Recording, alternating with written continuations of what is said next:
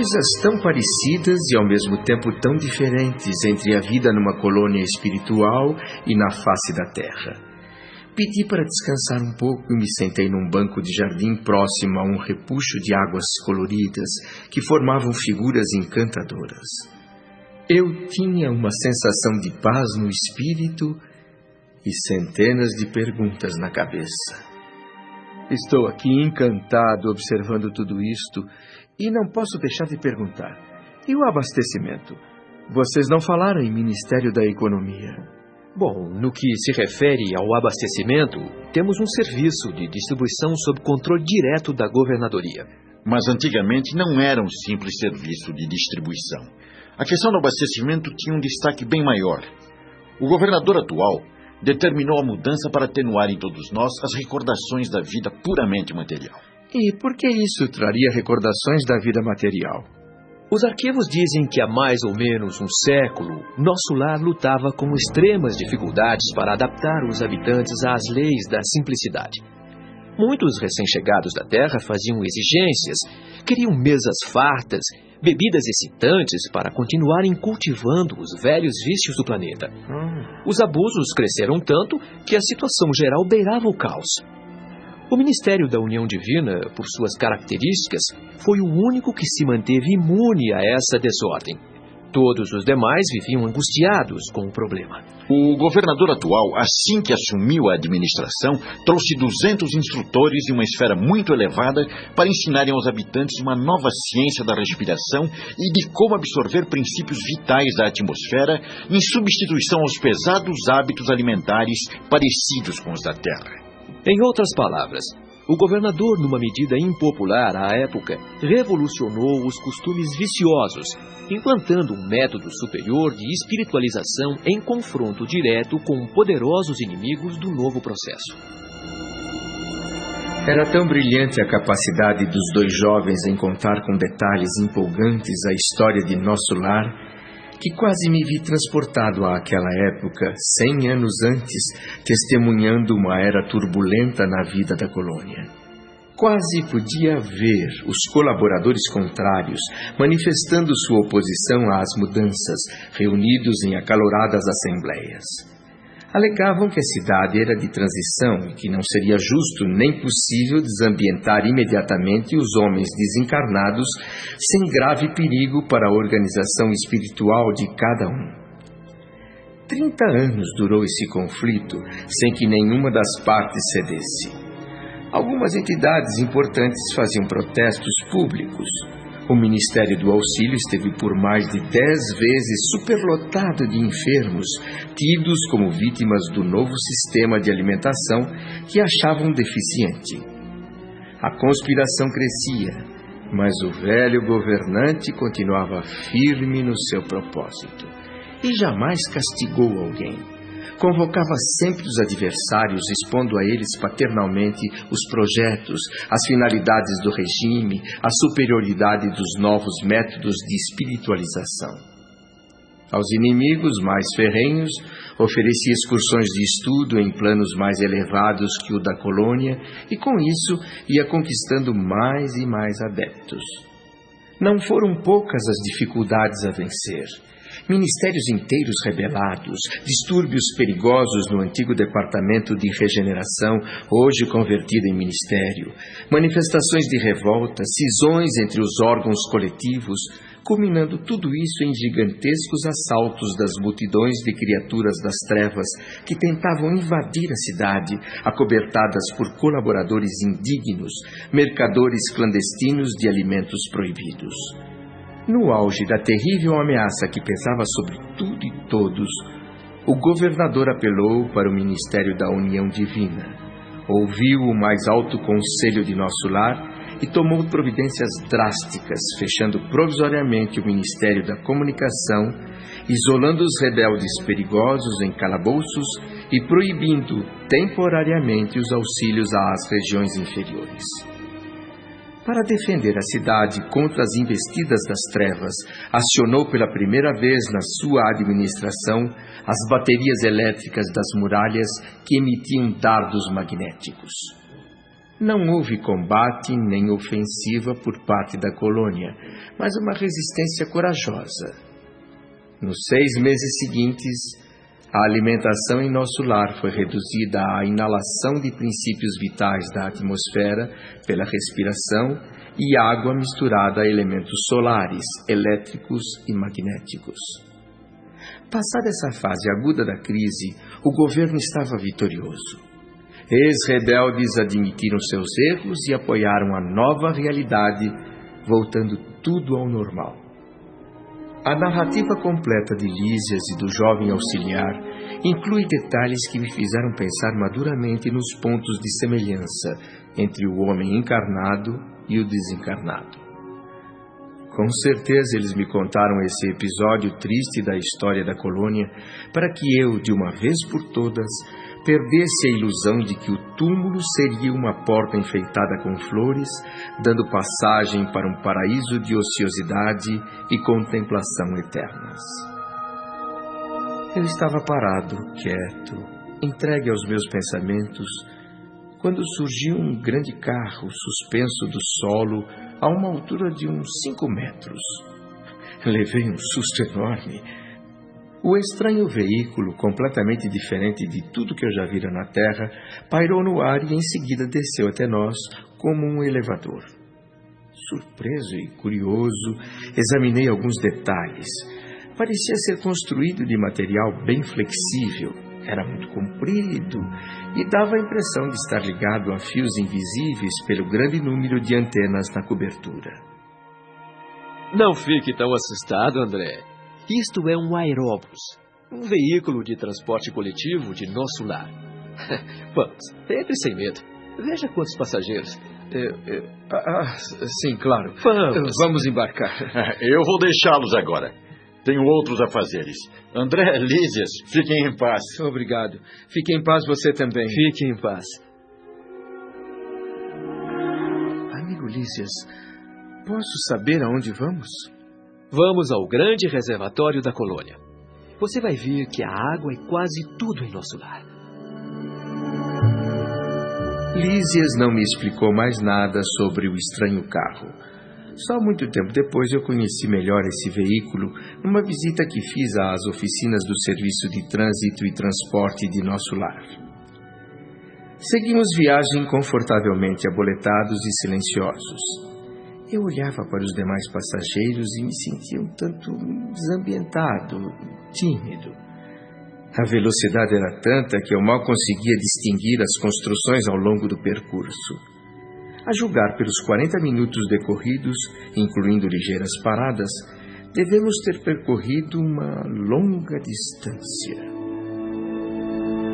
Vamos descer aqui, André. Pronto. Estamos no Bosque das Águas, uma das mais belas regiões de nosso lar. Estou deslumbrado, meu amigo. Que bosque maravilhoso. O perfume da brisa. E quantas cores, quantas luzes! Difícil descrever o que eu tinha diante de mim. Beleza me parece uma palavra pobre para traduzir o que eu via em todas as direções. Entre margens de grama viçosa, parecendo bordada de flores azuis, um rio imenso, tranquilo e de águas tão cristalinas que refletiam os tons celestes do firmamento. Estradas largas riscavam o verde da paisagem. Plantadas a espaços regulares, árvores frondosas ofereciam sombra amiga na claridade do sol confortador. Bancos de caprichosos formatos convidavam ao descanso. Eu caminhava ao acaso, embevecido, olhando tudo aquilo como uma criança solta no parque, sob a vigilância compreensiva e sorridente do pai. Saiba, meu caro amigo, que este é um dos locais prediletos para as excursões dos amantes. Eles aqui vêm tecer as suas mais belas promessas de amor e fidelidade para as experiências da Terra. É mesmo, Lísias? Mas esse é um aspecto que me leva a algumas considerações muito interessantes. Ainda mais interessante é aquela edificação que você está vendo ali adiante, André. É o grande reservatório da colônia. Nossa! Todo o volume desse rio, que chamamos de Rio Azul, é recolhido em caixas imensas. Toda a água utilizada em nosso lar parte daqui. Depois de passar pelas caixas, as águas se reúnem novamente e passam abaixo dos serviços da regeneração. Em seguida, voltam a formar o rio, que segue seu curso normal, desaguando no grande oceano de substâncias invisíveis para a Terra. A água. Mas que coisa estranha. Pegando assim, com as mãos, parece que... Sim. A água aqui tem outra densidade, André. Muito mais tênue, pura, quase fluídica. E o serviço de distribuição está afeto a que ministério, Lísias? Ao Ministério da União Divina. Mas uma tarefa como essa pertence ao mais elevado de todos os ministérios? Os ministros da União Divina são os que têm entre nós o maior padrão de espiritualidade superior. Só eles podem magnetizar as águas do Rio Azul, fazer nelas a limpeza inicial para que sirvam aos habitantes de nosso lar com absoluta pureza. Em seguida, os institutos realizam trabalhos específicos, suprindo as águas com substâncias alimentares e curativas. O Ministério do Auxílio, por exemplo, cuida de manipular água pura com certos princípios captados, geralmente na luz do sol e no magnetismo espiritual. Aqui a água é empregada principalmente como alimento e remédio, sendo mesmo a base da nutrição na maioria das regiões da colônia, que é muito grande. Ao final, quando os fios da corrente se juntam de novo num ponto bem distante daqui, o Rio Azul sai da região, levando em suas águas nossas qualidades espirituais. Na Terra eu jamais recebi um esclarecimento dessa natureza. Na Terra, quase ninguém pensa seriamente na importância da água. As religiões lá ensinam que Deus criou as águas. O que as pessoas esquecem é que todo serviço, uma vez criado, precisa de braços e de energia para ser mantido. Há séculos o homem encarnado vive desatento. Parece ignorar que os oceanos mantêm o equilíbrio do planeta, que a chuva lhe oferece o pão de cada dia, que o lar e o trabalho precisam da água. Pior, desconhece que em grande parte seu próprio corpo é constituído de água. O homem se julga o absoluto dominador do mundo. Esquece que, antes de tudo, é filho do Altíssimo. Aqui em nosso lar, estudamos esse líquido precioso em sua intimidade. Sabemos que a água é um veículo poderoso para fluidos de qualquer natureza. Um dia qualquer, o homem da terra aprenderá a copiar nossos serviços. Compreenderá, então, que a água é, por si só, um fluido criador, capaz de absorver em cada lar as características mentais de seus moradores. Ela não só carrega os resíduos e as impurezas do corpo, mas também as expressões do nosso pensamento. Em mãos perversas, a água será nociva. Em mãos generosas, será útil. Quando em movimento, a corrente d'água não só espalha bênçãos de vida, como também é um poderoso veículo da providência divina, absorvendo amarguras, ódios e ansiedades, enquanto lava a casa material do homem encarnado e lhe purifica o íntimo. Eu não me canso de admirar tudo isto, Lísias. Estou comovido e, ao mesmo tempo, frustrado por não haver conhecido ainda na Terra esta realidade maravilhosa. Eu quero saber mais. E os outros lugares da colônia são chamados de bairros? Podemos chamá-los assim. Mas não se aflija, meu amigo. Com o tempo, você irá conhecer toda a nossa colônia espiritual. Aliás, muito tempo, porque cada um dos ministérios, para ser visto em detalhes, precisará de vários dias. Mas será que eu terei acesso? Minha situação aqui ainda não é das melhores. Isso não será problema, André. Se eu não puder acompanhá-lo pessoalmente, nosso amigo Clarencio tem poderes para obter seu ingresso em qualquer dependência. Ali vem o aeróbus. Venha, vamos embarcar novamente. Vamos.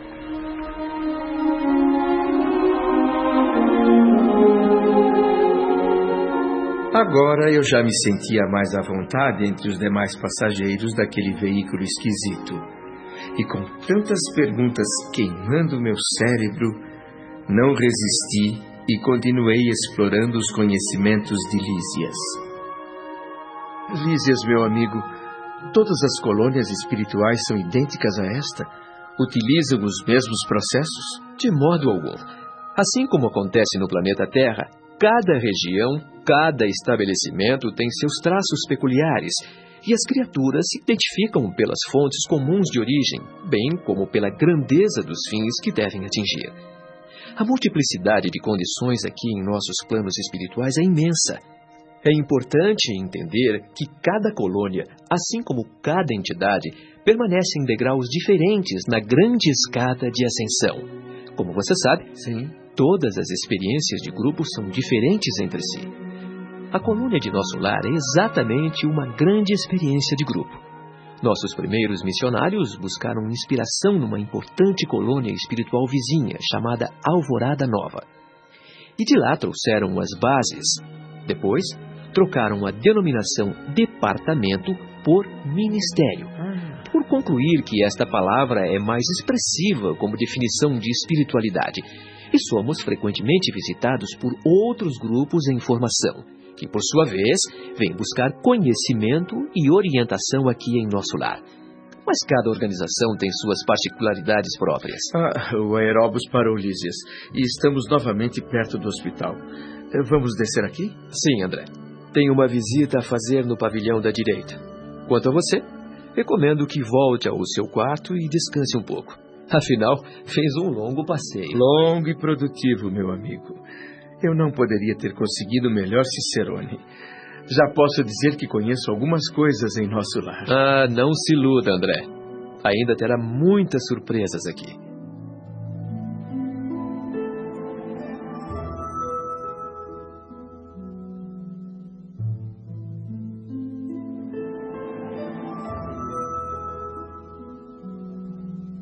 Essa melodia é tão linda aqui em plena via pública.